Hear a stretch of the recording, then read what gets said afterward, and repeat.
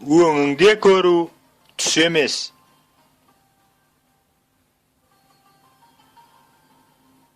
Қосыраудың оқиғасы.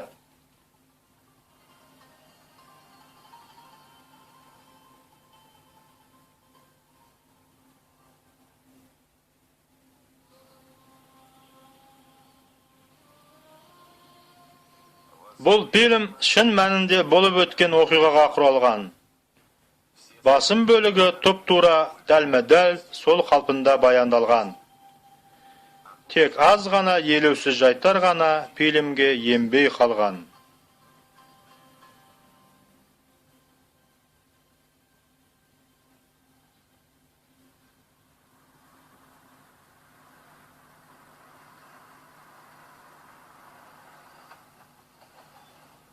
Мұнда, тезірек,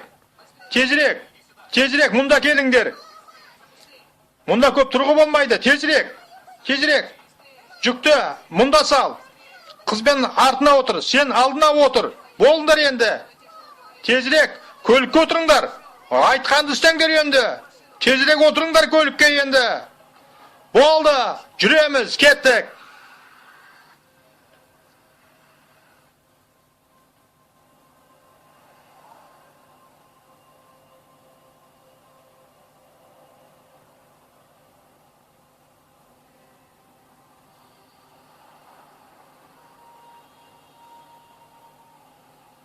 Біздер Стамбулда 2 жылдай болдық. Бұл айтулы жылдар еді. Бірақ біздер бәрінің ақыры боларын білген едік. Бізге қауіп төніп тұрды. Біз Стамбулдан кетіп, алдымен Боснияға аттануға шешім қабылдадық. Сосын жолсеріктердің көмегімен Австрияға өтіп кеткіміз келді. Бізге Австрия өкіметі пана тауып берер деп үміттендік. Түнде біз көлікпен жүрсек, ал күндіз демалдық немесе жаяу жол тарттық. Біз Австрия шекарасына жақындаған сайын, бізді тұтқындауы мүмкін деп көбірек қорқа бастадық.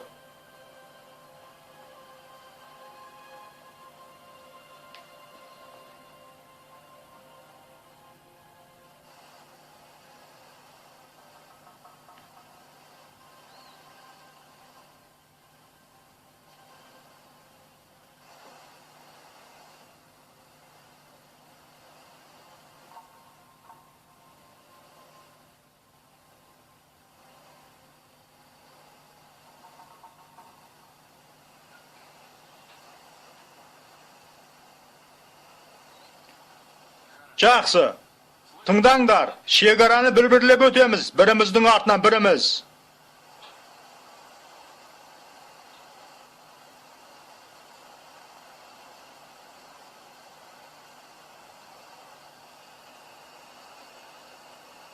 Алдымен шекарадан өткен жолсеріктің бірі болды. Сосын менің қызым Эстер артынан әйелім Мардок жүрді.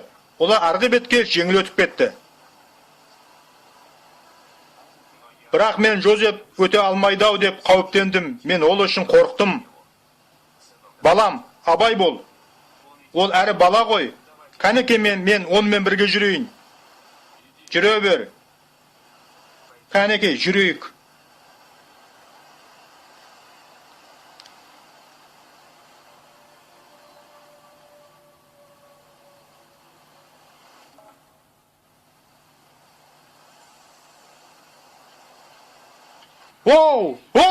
Олар құлап кетті. Жағалауға қарай жүзіңдер. Жағалауға. Жозеп, қолыңды бер маған. Әке. Маған өлім жақын келді де, мен саған келдім деді. Әлгі айтқан құдайың қайда деді. Мен өз құдайыма бет бұрдым да айттым. Иеміз, Иса Мәсіх, бізді осында өлсін деп алып келдің бе? Қай жерден қате кеттім? Нені дұрыс істемедім екен? Керманшах, Иран, 1978 жыл.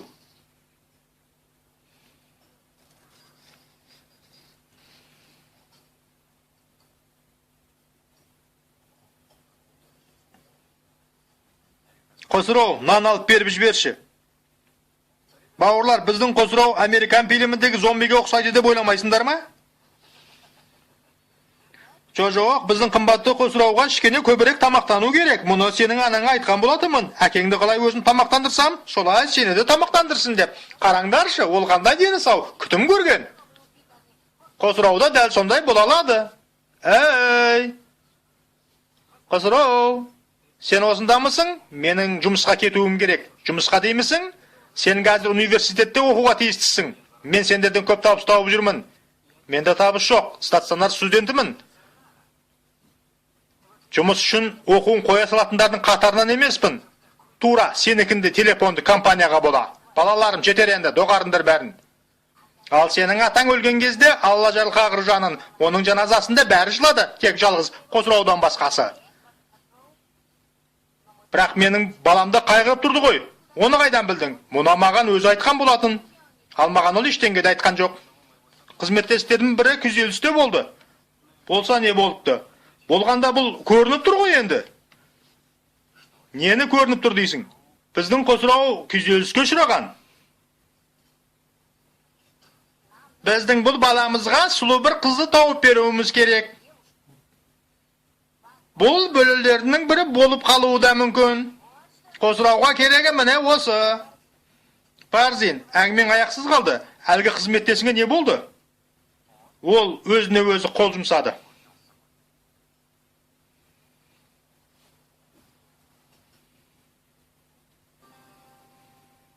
Мен үлкен жанұяда өстім. Иранда мұндай жанұяда әдетінше барлығы болып тұрады. Бірақ алдымен менің жылағанымды жанұямда ешкімді көрген емес. Бәрі менде жанашырлық сезім жоқ деп есептейтін. Бірақ әр күн сайын мен нашарлаған үстіне нашарлай түстім.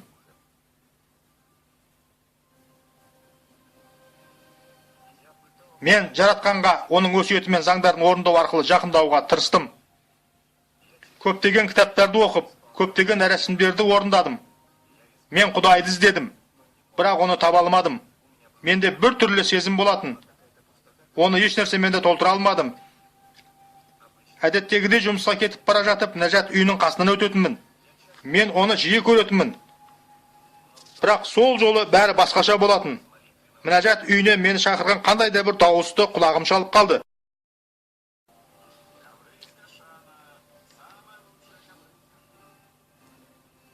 Әр күн сайын жұмыстан үйге қайтқанда әр түрлі жолды таңдайтынмын. Бірақ сол күнгі таңертең мені шақырған дауыс маған сол жолмен қайта жүр деп айтқандай болды.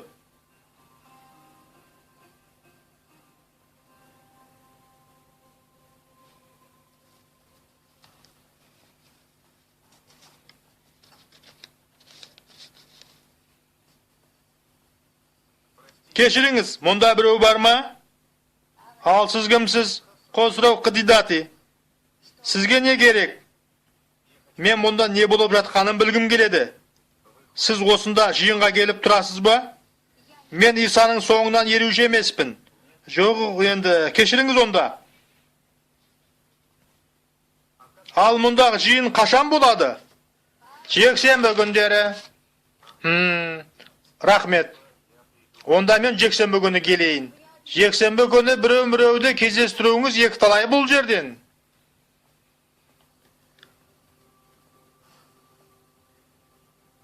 Еш қашанда еш нәрсені дәл сол күндей тақатсызына күтпеген едім.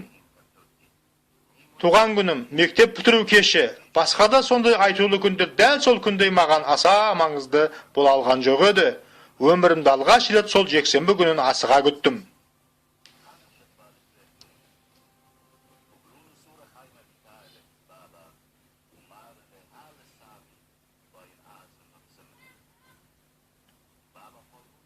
Мен Мінәжат үйіне ендімде ол жерден бірнеше егі тартқан ер адамдар мен әйелдерді және жалғыз Құдай қызметкерін көрдім.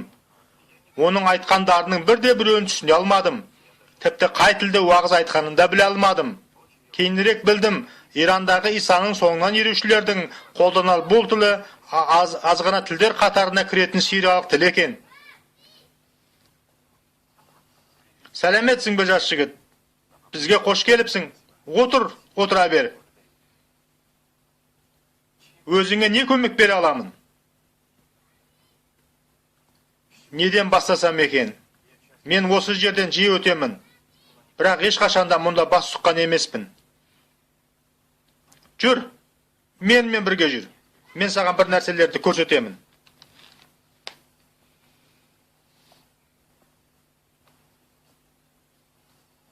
Інжіл? Бұл не жайында? Бұл өте маңызды кітап. Әрі мұны мен саған беремін. Бұл Иса Мәсіхтің өмірінің оқиғасы сенің ана тіліңде жазылған. Осы кітапты оқып бітіргеннен кейін өзіме келіп жолық. Сосын көңілді болып жүрсейші.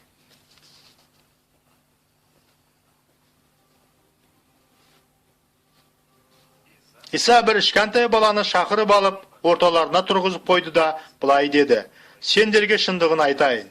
Теріс пікірлеріңнен қайтып, бала сияқты кішіпейіл болмасаңдар, Құдай патшалығына еш кіре алмайсыңдар. Мен Інжілді бастан аяқ оқып шықтым. Бірақ менде не себепті екенін білмедім, анау айтқанда ештеңе де өзгерген жоқ. Сондықтан да мен оны тағы да оқып шығуға кірістім. Қайта-қайта қайталап оқумен болдым. Өзімді қандай да бір өзгерістің болып жатқанын сезінбесем де. Бірақ та әлдекім маған тоқтамай оқи бер деген сияқты болды. Сол себепті де қайталап оқумен болдым. Бір күндері мен жұмыстан үйге оралдым. Жүрегім үмітсіздікпен, ашу-ыза, немқұрайлыққа толы еді. Маған енді ешкімде, еш нәрседе көмектесе алмайтындай болып көрінді.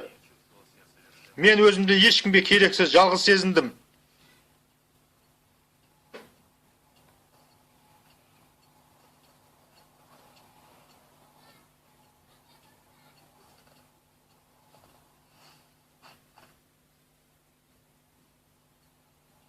Егерде сен тірі болсаң, келді менімен сөйлес. Егерде жоқ болсаң, мені жайыма қалдыр. Қозырауға қозыраудай болуға мүмкіндік бер.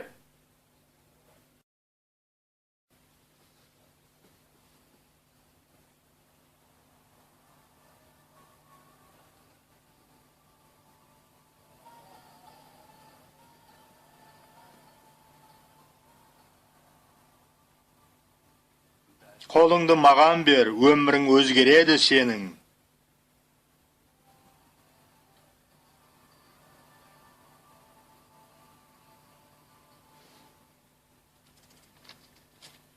Мен оның кім екенін білмедім. Бірақ аян көріп тұрғанымды түсіндім. Ұйықтағам жоқ, ояумын. Жаңа ғана Інжілді атып ұрдым емес пе? Мен оның даусын анық естідім. Сонымен бірге маған басқа да дыбыстар естіліп жатты. Мысалы, қайнағалы тұрған самауырын дыбысы. Бұл кісі маған бір таныс адамдай, сонау бала кезінен біліп өскенімдей, балалық шақтың бар ауыртпалықтарында менімен бірге болғандай көрінді. Мен оның даусын жақсы танушы едім. Сол себепті де қолыңды маған бер дегенде ол маған таныс адамдай көрінді. Мен еш кідірместен қорықпай қолымды создым.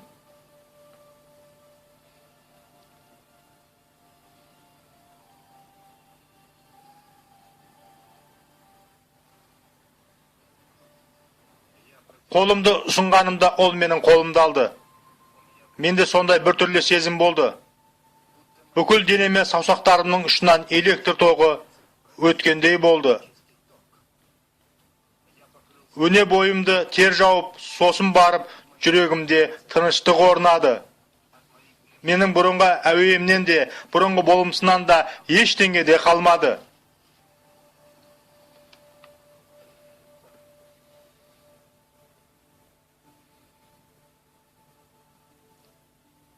Қозырау, не болып қалды? Сен неге жылайсың?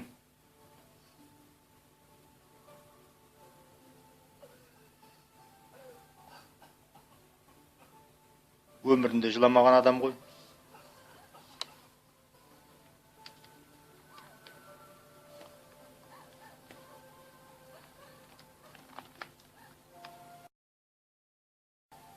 Мен оны көрген кезімде, менің қасіретім, қайғы мұңым мені жайына қалдырды. Mening yüregim mängili kuanışqa toldy, özüme sonday jetpey jürgen. Can azabымен awurtbalygyndan arıldım. Yüregimdi kasarstırgan renişten arıldım. Onun ornuna Yemiz İsa Mesih'tin kuvanışı geldi. Közümde açıp qarasam, aynala bäri ädem eken. Bäri magan mültüksüz bolup göründü. Atanam, bizden eski üyümüz, tipti bak şetindegi eski eşkene toganda altın balığı barday tamaşa bäri özgerdi. Men mına alemge müldem başka gözben qaradım. Menin qadirli Kusraw bawrym, sen endi qayta tuğuldun. Sen Mesihben birgesiň.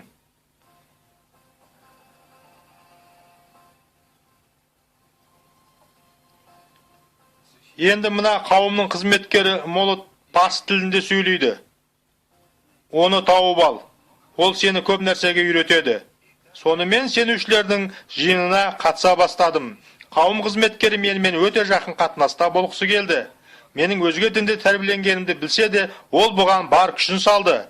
Birak ol da men siyaktı sezinip жүрdi. Mening осы kavumdağı karapayımda katardağı senüşi emes ekenimdi. Жаратушының маған деген айрықша жоспары барын бұл қызметкер көре білді. Мен де Иеміз Иса Мәсихке қызмет етуге деген қалауды сезініп жүрдім. Сіз үшін де, мен үшін де адам кейпінде келген Құдай бар. Жақсы болды, Мариям торта келді. Рахмет қымбаттым. Айтпақ жесіздіңдер ме? Қосырауды жұмысында жоғарылатып жатыр. Жоқ ана, маған жоғарғы жұмыс орнына ұсыныс жасады. Оның не айырмашылығы бар балам? Мен әлі шешім қабылдаған жоқпын. Сонда не күтіп жүрсің? Маған басқа жұмыс ұнайды. Ол қандай жұмыс? Бұл құдайлық жұмыс әке. Әрине біз бәріміз қуаныштымыз Қосыраудың өзгергеніне. Бірақ бәрінің қандай да бір шегі болады емес пе? Ақыр аяғы біз мұсылмандармыз ғой. Тыңдашы, анаң екеуміз сендерді тәрбиелегенде алдымызға екі мақсат қойдық. Біріншісі, сендер бір-біріңді жақсы көруге, үйренуге тиістісіңдер.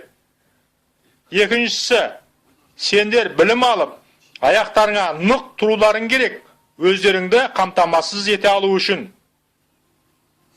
Бүгін біздің ұлымыз Қосырау көңілді отыр. Ол жылайды. Маған қарап, әке, мен сені жақсы көрем дейді. Егерде менің ұлым Қосырауды Иса Мәсіх өзгерткен болса, онда менің қарсылығым жоқ.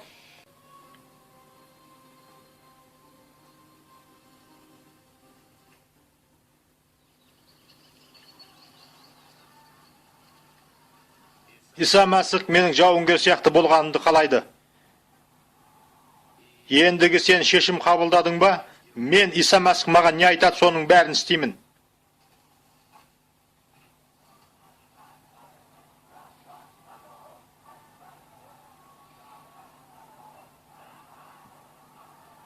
Ақылды абай болып, пәледен безер. Ақылсыз өр көкірек бейқам келер.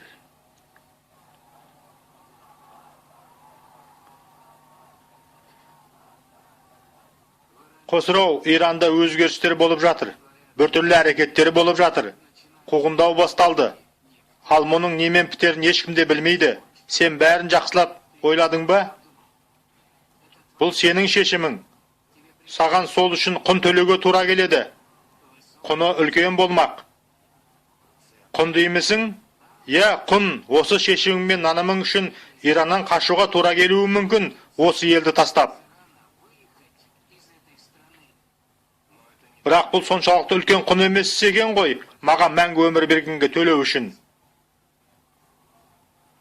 Тәңірге алғысмадақ, кәнекей дұға етейік.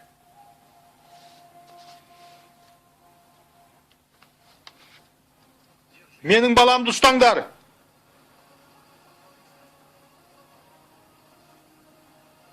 Ұстаңдар.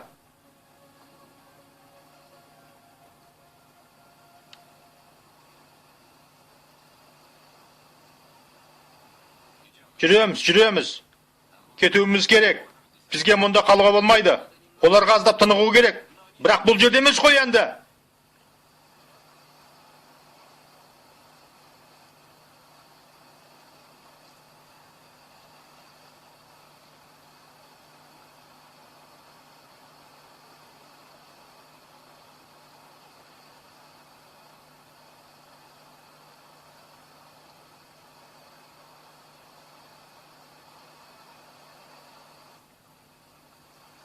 Айтчы.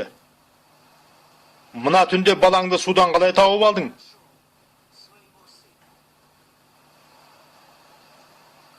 Әлдекім оны қолыма әкеп салды.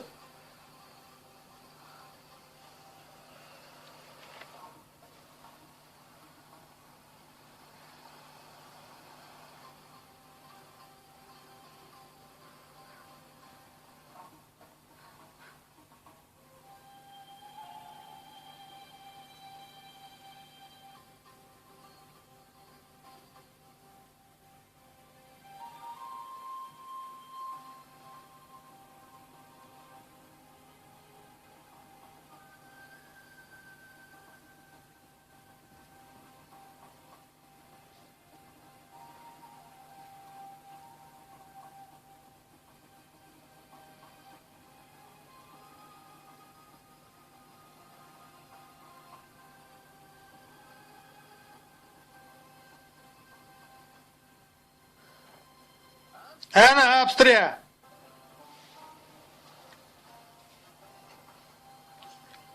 Biz sizlerdi şegaradan ötküzüp salamız dep kelishganmiz. Anda tömende endigi Avstriya ko'rib tursizlarmi? Bizga ары қарай жүруге болмайды. Ары қарай bizsiz жол жүруге тура келеді sizlerге.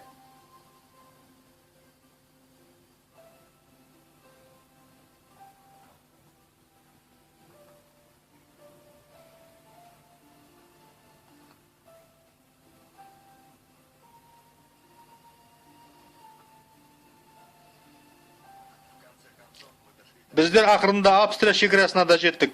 Сәті түсіп аман есен келдік деп есептедік.